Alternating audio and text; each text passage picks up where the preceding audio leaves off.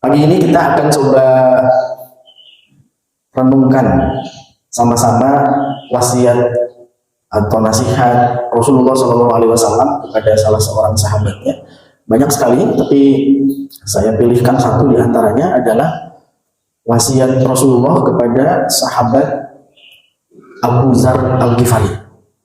Ini salah seorang sahabat Nabi dari Bani Ghifar yang menurut sejarah Islam, memeluk Islam pada saat Rasulullah di Mekah, kemudian kembali ke kampungnya menyebarkan Islam, kemudian saat Nabi hijrah ke Madinah, Abu Dzar ini ikut ke Madinah, jadi mendampingi Nabi lama sekali.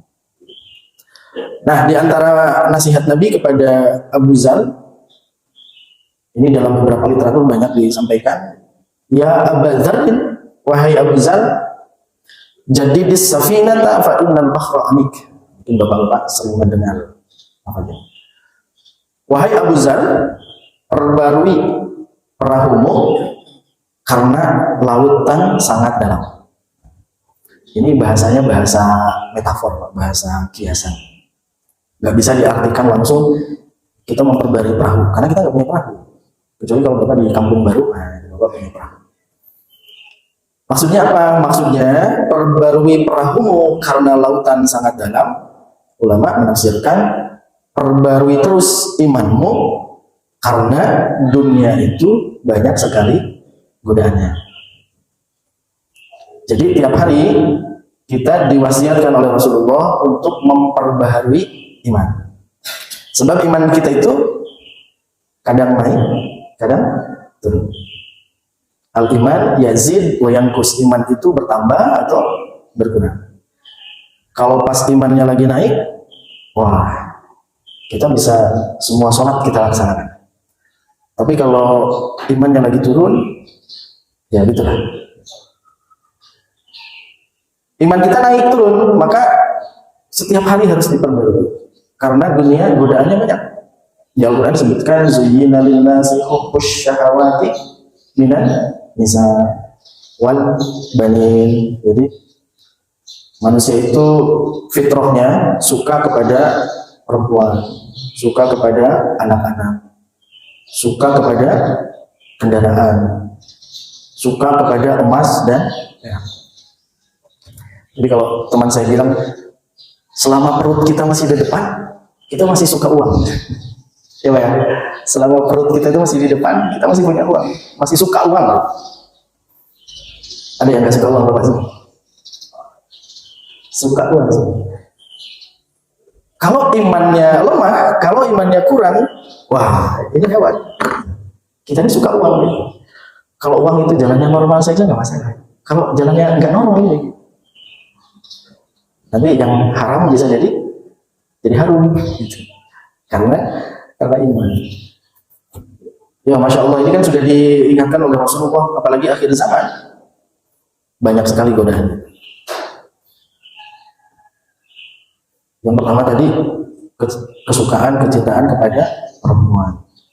Maka dalam agama Allah tahu fitrah itu masna boleh 2, wasulasa boleh 3, kalau masih kurang warubah boleh 2. Bapak yang mana? Satu. Pengennya 4 ya Pak, tapi takut sama istrinya. Padahal boleh dalam agama boleh sampai 4. Karena Allah tahu fitrahnya. Kepada emas perhiasan, kepada kendaraan, itu kecenderungan kita di situ. Nah tapi kalau tidak dibarengi dengan iman, maka kita bisa memperolehnya dengan cara-cara yang tidak dibenarkan oleh syariat. Makanya iman itu diperbarui. Bagaimana cara memperbarui iman? Ada riwayat menyebutkan perbarui imanmu bi aksari min qauli la ilaha illallah. Ini jadi yang pertama, oleh amalan kita pagi ini, perbanyak mengucapkan la ilaha illallah. Monggo, terutama di setiap 2 ba'da sholat maghrib, sholat subuh. Perbanyak la ilaha illallah. Karena ini kalimat tauhid. Man akhiru kalamihi la ilaha illallah dakhalal jannah. Siapa nanti yang ketika sakaratul maut, ketika meninggal, kemudian akhir ucapannya la ilaha illallah, dakhalal jannah. Garansinya surga. Wah, gampang itu Ustaz. Tidak semudah itu Ferguson. Karena mautul mar'i ala ma asya alaih. Kematian seseorang itu tergantung bagaimana kehidupannya. Kalau ketika hidup dia ahli zikir, maka menjelang kematiannya ia sibuk berzikir. Kalau ketika hidup dia bersedekah, beramal baik, maka insya Allah kebaikan-kebaikan itu datang. Kalau ketika hidup dia Quran, rajin baca Quran, maka ketika sakaratul maut pun dia ingat Al-Quran. Nah, kita ini ketika hidup ingatnya dunia terus ini. Kalau ketika mau sakaratul maut, na'udzubillah, kita ingatnya dunia. Tolong tanah yang di IKN 2 hektar, urus sertifikatnya gitu. Na'udzubillah. Yang di Manggar atau kebun, gitu ya. Itu yang di Bank Mandiri masih ada 2M. Kalau dunia terus alama asya alaih, kata Nabi. Gimana ketika hidupnya? Ketika hidupnya dia memudahkan urusan orang, maka insya Allah sakaratul mautnya mudah. Pada saat ketika dia hidup, dia tidak menyakiti orang lain, maka Allah mudah. Nah, mudah-mudahan kematian kita husnul khatimah. Ujung kematian itu la ilaha illallah. Ya pengen banget kita Pak ya nanti meninggal terus lagi sholat gitu. Ya berarti memang hari-hari kita sholat. Atau paling enggak matinya santai lah di tempat tidur, ditungguin anak cucu gitu ya Pak ya. Setelah kita berwasiat kepada anak keluarga kita, kemudian mereka mentalki dengan la ilaha illallah, ada yang ngaji kanan kiri. Setelah itu pernah ada orang tua yang lagi sakarat, anak-anak itu malah ribut gitu. Alhamdulillah, anak-anaknya malah ribut. Ini orang tuanya ngomong hati. Berarti ini hutang pendidikan kita ke anak-anak. Nah, jadi kata Rasulullah, perbarui iman kita, perbanyak baca la ilaha illallah. Pelan-pelan aja, la ilaha illallah, la ilaha illallah. Karena itu akan menguatkan tauhid. Nah, sambil nanti memperbanyak thalabul ilmi untuk menyingkap makna dari la ilaha illallah itu apa. Itu bakal mantap lagi zikirnya. Jadi zikirnya tidak sekedar ucapan, tapi ada bobot. Yang kedua, kata Nabi SAW kepada sahabat Abu Dzar Al-Ghifari, wa khudhiz zada kamilan, dan khud ini makna aslinya ambil, maksudnya persiapkan zad, bekal kamilan yang banyak. Fa inna safara ba'id, karena sesungguhnya perjalanan panjang. Siapkan bekal yang banyak karena perjalanan kita panjang. Bapak kalau ke Samarinda 50.000 cukup nggak? Nah, cukupnya sampai Tahu Sumedang ya. Bapak pakai mobil bawa bekal 50.000, bensinnya kurang, nggak nyampe Samarinda Pak, Tahu Sumedang. Sementara kita ini mau pulang, mudik, kita ini bakal mudik Pak. Ini mudiknya bukan mudik lebaran, mudiknya abadan dan abada, mudik selamanya. Kemana? Ke negeri akhirat. Perjalanannya itu panjang, kata Nabi. Kubur. Setelah kubur dibangkitkan di mahsyar. Setelah di mahsyar dihisab. Dihisab di syura. Panjang sekali. Lama. Ada riwayat mengatakan kita di padang mahsyar itu sekira 40 tahun lebih. Kita dikubur saja lama. Kalau kita sudah masuk kubur ke dalam alam barzakh, orang beriman diistirahatkan tidur sampai yaumul ba'ats, berbangkit. Tiba-tiba cedok. Idza zulzilatil ardu zilzalaha wa akhrajatil ardu asqalaha, sampai terjadi gempa yang dahsyat. Kemudian orang-orang akan dikeluarkan dari kuburnya. Kuburan pertama yang akan terbuka itu kuburan Rasulullah. diikuti oleh Abu Bakar, Umar, Utsman, Ali, sahabat, kemudian para nabi rasul sebelum Rasulullah. Kita juga akan dibangkitkan. Semua Pak, tidak ada yang tersisa. Itu kuburannya yang sudah ditumpuk-tumpuk gimana Ustaz? Ya sama juga. Yang sudah tulang belulang, yang meninggal di laut karena kecelakaan kapal, pesawat, semua akan dikembalikan ke dalam bentuk yang asalnya. Dibangkitkan dari kuburnya dalam keadaan uryanun, telanjang. Kita telanjang lagi semua. Dibangkitkan dalam keadaan telanjang. Seluruh umat manusia. Dari Adam diciptakan sampai manusia terakhir. Masya Allah. Bapak kalau umroh saja di Masjidil Haram, wah, senggol kanan, senggol kiri, ya, padatnya seperti itu. Apalagi kita pendek-pendek. Orang Afrika, orang Turki itu tinggi-tinggi. Kita senggol dikit mental. Ini di hari kiamat kita dikumpulkan di padang mahsyar dalam keadaan telanjang. Berapa miliar manusia? Kanan kiri kita dikepung api. Panasnya luar biasa. Nah, itu sudah banyak nas diceritakan oleh Rasulullah SAW. Nah, kita akan melalui perjalanan yang panjang itu. Maka kata Rasulullah SAW, wahubizan, perbanyak bekal. Karena orang kalau bekalnya banyak enak, tenang. Apa bekal kita? Watazawwadu fa inna khairaz zadi taqwa. Bekal terbaik adalah ketakwaan. Bekal terbaik kita adalah apa? Amal soleh. Maka bapak-bapak hadirin, saya mengajak pada diri saya sendiri dan kita semua, ayo kita perbanyak bekal untuk negeri akhirat. Kata ulama tasawuf itu, udahlah kalau umur udah 40 itu ibarat matahari itu sudah sholat asar. Gitu ya, di 20 sampai 30 ya sudah itu lagi kencang-kencangnya sama dunia. Kalau sudah 40 itu sudah apa ya? Sudah lampu kuning ya. Lampu kuning itu sudah waktu asar. Mataharinya sudah mulai mau tenggelam ini. 40 terus usia 50 jam 5 gitu, usia 60 jam 6 gitu. Game over. Karena pertemuan selanjutnya sebelumnya disebutkan akmaru ummati baina sittina wa sab'ina. Umur umat Rasulullah akhir zaman itu dipatok Pak hanya 60 sampai 70 tahun. Ini bapak-bapak alhamdulillah Pak, bapak-bapak sehat, sudah diberikan umur panjang dan bisa ibadah. Masya Allah, itu nikmat yang paling disyukur. Derajat kenikmatan nomor 1 itu ternyata sehat.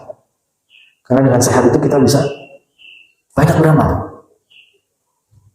Nah, ada orang yang nggak sampai usia 30-40 sudah dead.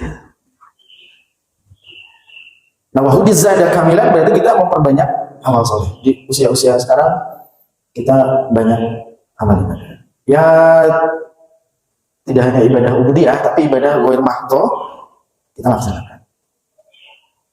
Kerja bakti itu amal soleh, Pak. Kalau diumumkan Pak RT, kerja bakti, ada yang di sana lah, di sana. Kalau kerja bakti, ada saudara kawinan, nggak datang dia. Nanti ada kerja bakti lagi, ada yang meninggal saudara. Kerja bakti lagi, nggak bisa ikut, maaf, yang kemarin nikah itu meninggal juga. Gitu. Soalnya kalah. Nah, kerja bakti ini amal soleh kita dalam ibadah sosial. Jadi kata Nabi, wa khudizza ada kamilan fa inna safara ba'id, perbanyak amal untuk perjalanan yang jauh. Bapak hadirin yang dirahmati Allah, kita punya satu amal saja yang diunggulkan, Pak. Satu saja amal kita yang kita benar-benar unggulkan. Karena nanti bisa jadi amal itulah yang akan Allah ridho kepada kita. Gitu.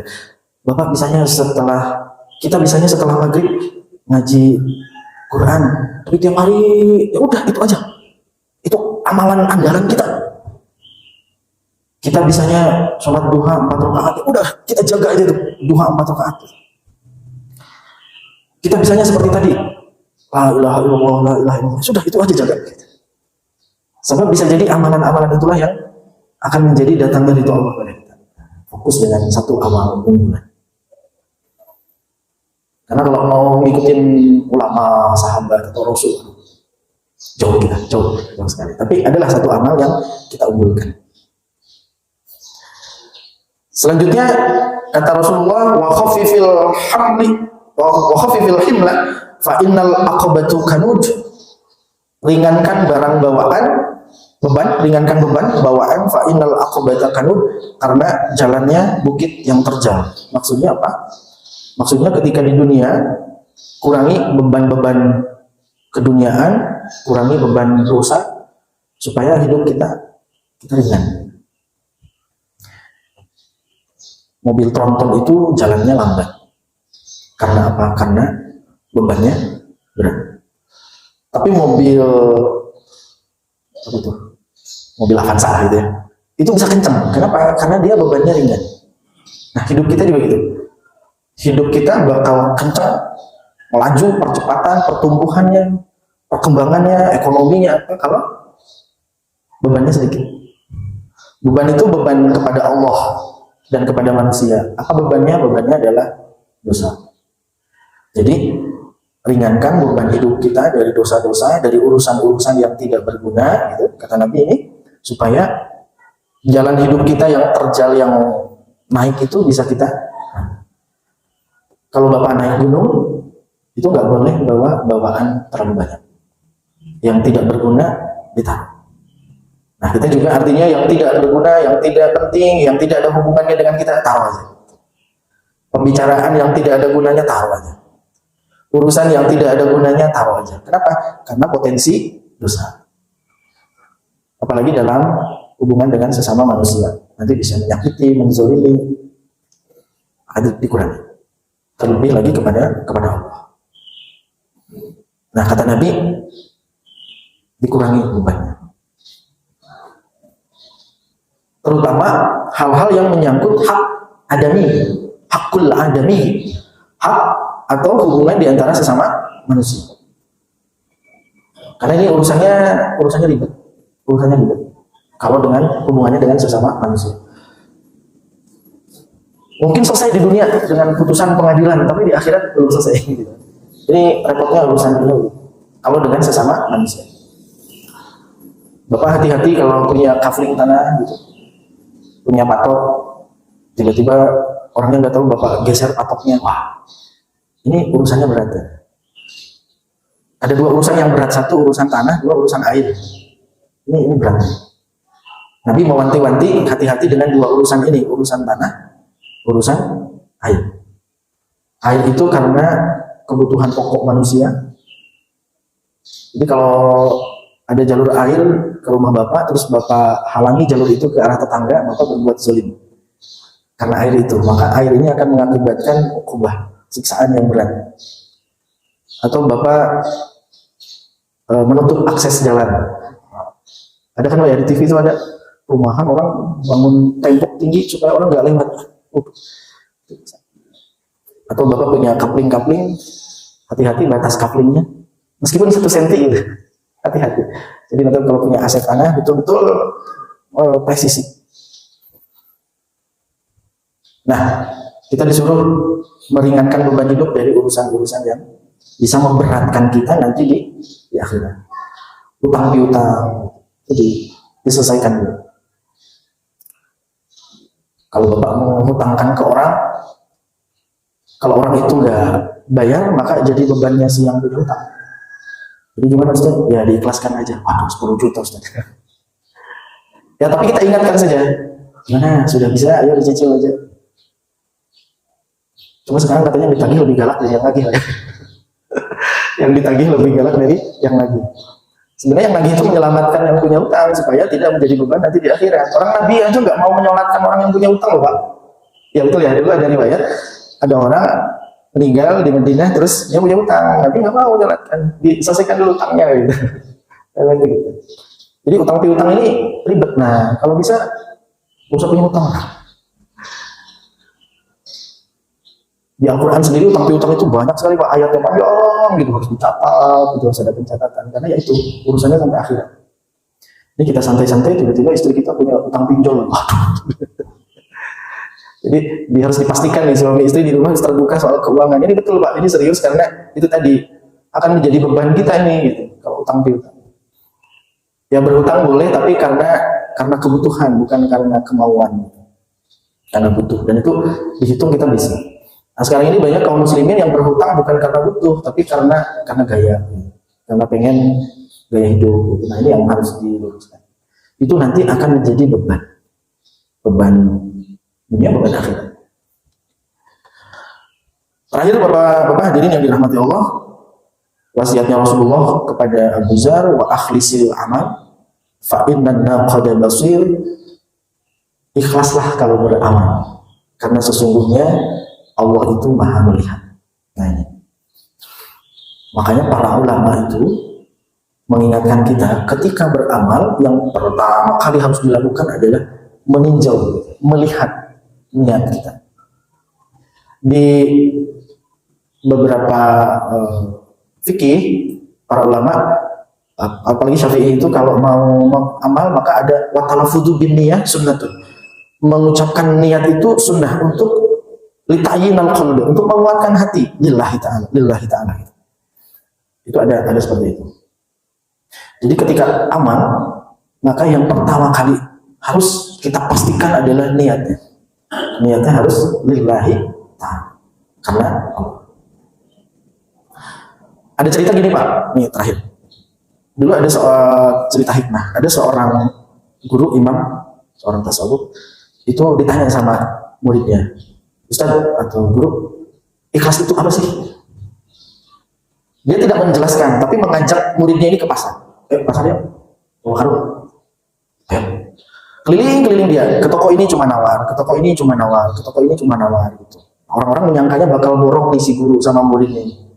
Nawar, nggak jadi, nawar, nggak jadi. Toko emas, ke toko makanan, ke toko pakaian. Singkat cerita selesai. Capek ya? Capek. Ayo duduk istirahat. Kayak mana sih nih? Kita keliling pasar kok nggak belanja ya? Kata guru, ya, sebentar. Ada batu tuh, masukin ke karung. Masuk ke karung. Terus ya bawa. Satu dijinjing, satu dipikul. Siap, ayo pulang. Guru dan muridnya ini pulang, bawa karung tadi dipinggul dan ditenteng melewati toko-toko yang tadi dilewati, yang ditawar-tawar tadi. Maka orang, wah hebat nih habis borong, mantap nih banyak uang habis borong nih. Wah, tuh semuanya pujian-pujian dari orang-orang sekitar pasar. Wah Pak Haji habis borong ya, iya. Karena melihat muridnya bawa pikulan karung dan tentengan banyak sekali. Sampai akhirnya selesai melewati pasar, sampai di rumah. Kata ustaznya, capek nggak? Oh iya capek banget, minum. Nah kamu sudah belajar tentang ikhlas. Ikhlas yang mana? Itu tadi.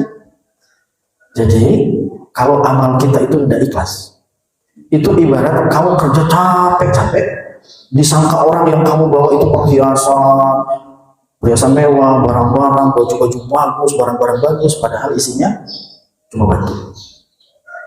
Jadi kalau kamu itu beramal tanpa ikhlas, orang memuji kamu, wah hebat, wah amalnya banyak, wah amalnya bagus, tapi di sisi Allah tidak ada harganya. Ini pelajaran dari guru dan murid tadi. Seakan-akan nampak amal kita tuh bagus, banyak, wah kita ini orang soleh, wah kita ini orang alim, wah kita ini ibadahnya bagus. Tapi karena bingkainya tadi di dalamnya tidak ikhlas, bagusnya hanya menurut pandangan manusia, tapi menurut Allah, no. Nah ini beratnya sih. Seperti tadi yang murid tadi disangka bawa perhiasan, bawa baju bagus, bawa barang bagus, ternyata yang dibawa itu hanya batu. Nah, Bapak-bapak hadirin yang dirahmati Allah, pekerjaan berat kita ini yang pertama kali adalah niat sebelum beramal. Nah, setan ini bisikannya halus sekali. Kalau kita sudah rajin ibadah, bahkan ahli ibadah gitu, dibisiki untuk ria, untuk sombong. Maka Nabi menasihatkan untuk ikhlas dalam beramal. Itu saja Bapak-bapak hadirin yang dirahmati Allah, wasiat Nabi kepada sahabat Abu Dzar, jadi di safinatan fa innal bahra amik wa khudiz zada kamilan fa inna safara ba'id wa khudh fil hamla fa inna aqabata kanul wa ahlisil amal fa inna naqada masih. Perbarui iman, kemudian berbanyak amal, kemudian ringankan beban, kemudian yang keempat ikhlas dalam beramal. Ada pertanyaan Pak?